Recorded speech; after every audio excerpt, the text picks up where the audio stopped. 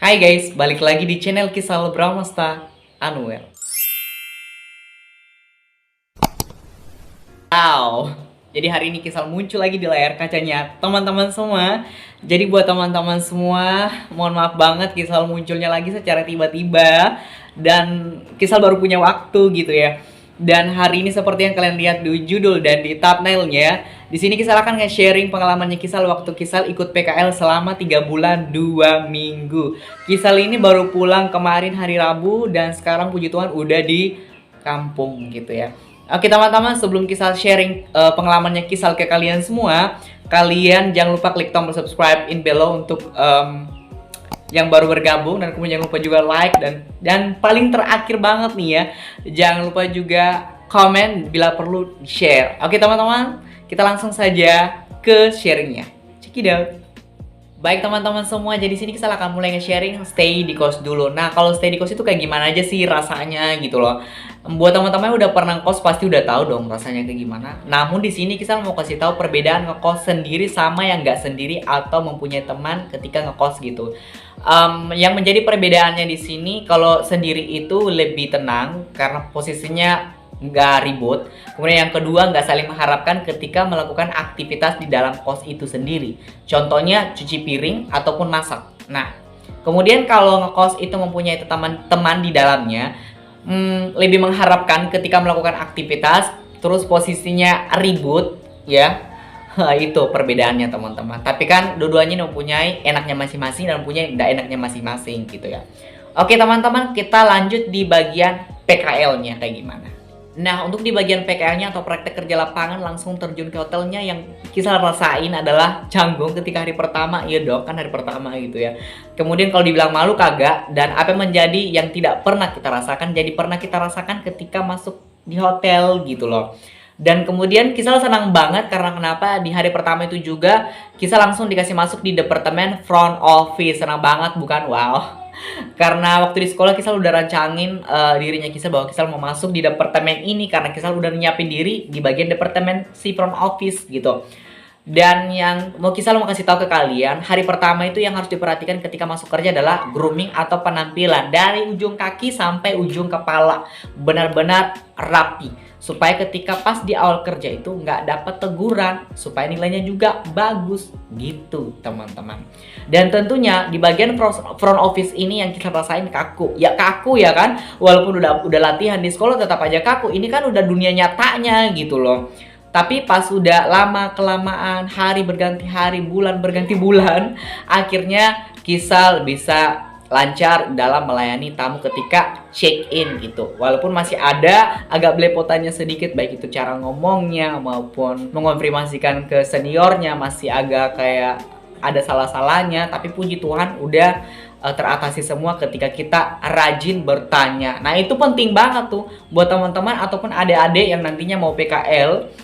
Jangan lupa untuk rajin bertanya. Apa yang kalian nggak tahu, tanya, jangan diam di tempat. Kapan kalian diam di tempat, kaliannya bingung sendiri. Akhirnya ujung-ujungnya jadi bertanya ketika posisi sementara melayani tamu, kalian langsung telepon ke senior kalian, Kak ini gimana nih, ini gimana, ada tamu nih Kak. Nah, Kisah pernah banget di posisi ini karena benar-benar Kisah nggak ngerti. Walaupun Kisah udah bertanya, tapi ada suatu hal yang Kisah belum tahu. Akhirnya Kisah telepon senior, Kak ada begini-begini dan begini-begini gitu. Jadi kayak gitu teman-teman di bagian front office. Pas 1 bulan kemudian Kisah masuk lagi di departemen housekeeping. Nah, kalau di housekeeping ini Kisah nggak sampai sebulan. Karena kenapa? Kisah kan magangnya kan 3 bulan 2 minggu. Nah, di dalam housekeeping ini yang Kisah kerjain adalah ya ngepel, kemudian dusting kaca gitu atau ngelap kaca, dan making bed atau ngatur kamar supaya rapi, bersih. Pokoknya gitu-gitu deh kalau di bagian housekeeping. Kemudian di bagian laundry juga. Dan di dalam housekeeping ini tentunya menyenangkan juga sih. Menyenangkannya di mana istirahatnya ada pas jam 12 gitu, jam 12 siang. Nah, kalau di front office tadi itu ya memang sih enak sih, kita cuma duduk tok nunggu tamu main HP gitu. Cuman cepat bosan gitu ya. Bagi yang cepat bosan pasti merasa bosan, tapi kalau Kisah enggak. Soalnya apa yang saya lakuin itu nggak ada bosan-bosannya gitu ya, nggak tahu kenapa gitu. Kalau di bagian housekeeping ini ya keringat kita lebih keluar, jadi kita agak kayak merasa nggak ngantuk gitu ketika melakukan pekerjaan di dalam departemen itu gitu loh. Kemudian pas beberapa minggu jatuh sakit karena pola makannya nggak terjaga gitu loh. Sampai-sampai Kisal masuk rumah sakit. Oh my god, parah banget. Kisal ngira itu cuma penyakit biasa gitu. Tahu-taunya kagak. Aduh, kendalanya di pola makan. Nah, ini penting banget juga buat teman-teman yang mau PKL, itu pola makannya dijaga buat anak-anak kos nih ya. Pola makannya dijaga karena kenapa? Dari situ kalian bisa merasakan kesehatan yang baik ketika kalian menjaga pola makannya kalian, teman-teman. Jadi kayak gitu. Dan di dalam housekeeping ini Kisal jatuh sakit 1 minggu, sakit nih ya, posisi 1 minggu. Kemudian pas 1 minggunya Kisal sembuh nih ya, masuk kerja full 1 minggu. Kemudian hanya minggu ketiga itu Kisal jatuh sakit lagi gitu ya. 1 minggu lagi sakitnya dan masuk rumah sakit lagi bolak-balik gitu. Aduh, oh my god, parah banget pas gue masuk di housekeeping karena kecapean dan pola makannya nggak kejaga. Nah, kemudian beberapa minggu lagi Kisal langsung di rolling lagi di bagian departemen F&B. Nah, di bagian F&B ini Kisal merasa enak banget karena kenapa?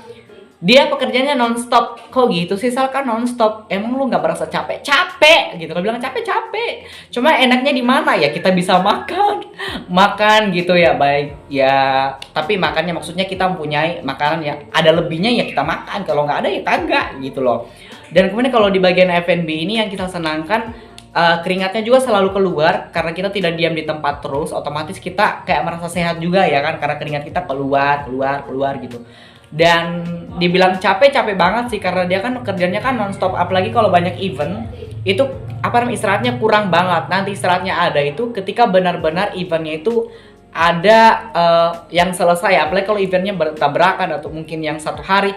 Kalau yang 1 hari itu menurutnya Kisah lebih enak, tapi kalau yang mungkin eventnya ada di hotel lebih dari 3 atau 2, aduh oh my god, itu benar-benar parah banget untuk ngatur waktunya. Apalagi kalau misalnya karyawan yang bagian F&B itu dikit banget, terus ditambah magang, aduh pokoknya nggak tahu deh harus bilang apa. Tapi kalau dalam hotel itu dibilang menyenangkan banget gitu loh. Kalau dibilang di bagian tipnya gimana nih, Sal? Di bagian tipnya, kalau di bagian tipnya itu nggak hari-hari kita dapat tip, tergantung dari tamunya gitu ya. Kalau tamunya memang punya uang, dia rela mau ngasih ke kita karena kita kerjanya bagus, otomatis dikasih. Nah, Kisal pernah dapat tip waktu jadi F&B itu cuma disuruh bersih-bersih meja doang. Dek, sini gitu. Nanti dikasih ini gitu loh. Ya udah Kisal layanin. Dan kebetulan ini waktu Kisal ngelayanin tamu ini, kakak senior Kisal kan masih muda, terus umurnya di bawahnya Kisal. Dia ragu tuh untuk terima tipnya. Kisal, ini gimana nih, uangnya diterima atau kagak? Kisal bilang ambil aja gitu. Bukan mata duitan ya teman-teman. Ini kan namanya tip gitu loh. Jadi ya udah kita terima aja gitu ya kan. Dan Kisal senang gitu dapat tip. Kemudian untuk di hotel itu digaji atau enggak? Dibilang digaji enggak ya, tapi tergantung dari masing-masing hotel lagi gitu ya. Karena ada juga teman-temannya Kisal yang bilang katanya kalau di hotel itu walaupun kita anak magang tetap digaji gitu loh. Gitu ya. Tapi kalau di tempatnya Kisal kemarin kagak. Tapi kalau masalah makanan itu semuanya terjamin deh, dari siang sampai pulang makan malam itu makanan kita selalu dijaga. Malahan itu adalah haknya kita untuk makan di hotel gitu. Dan buat teman-teman ya, ketika masuk di PKL nanti, kalau lapar apa itu haknya kalian ya. Kalau mau makan itu nggak ada yang larang, karena udah dibilang dari awal itu adalah hak kalian ketika makan di hotel gitu ya. Dan kemudian untuk yang terakhir nih ya, yang paling terakhir banget, seniornya oke ya kan, udah pasti selalu menghargai, udah gitu selalu memberikan apresiasi, bahkan memberikan penyemangat, selalu memberikan petunjuk ketika kita nggak mengerti. Nah pasti dikasih arahan gini dan gitulah. Kita juga senang banget ketika dekat sama ownernya, Kisal sampai dikasih duit sama temannya. Karena ini orang ownernya menilai Kisal mungkin baik atau gimana nya, sampai Kisal dikasih sama temannya ownernya Kisal gitu. Temannya ngasih ke Kisal ini, kasih ini gini ini anaknya gini gitu loh. Jadi nih ya, itu yang paling terakhir yang Kisal mau kasih ke teman-teman nih ya. Kalau mau PKL nanti, terkhususnya buat adik-adik nih ya, dia di tahun akan datang, yang paling pertama yang harus kalian lakukan ketika kalian masuk PKL itu, yang pertama itu jujur, rajin, disiplin, kemudian rajin bertanya, grooming dijaga. Nah 5 itu tuh. Kalau kalian udah mengaku itu 5, pasti hasilnya the best banget deh. Nggak ada yang lain, pokoknya cuma kata the best doang gitu. Oke teman-teman, mungkin sharing Kisal dari sini mungkin segini aja. Dan kalau mungkin Kisal ngomongnya belepotan, mohon maaf banget. Karena Kisal juga udah jarang banget buat video, tapi hari ini Kisal udah meluangkan waktu buat kalian. Oke teman-teman, sampai jumpa di video berikutnya. Bye-bye!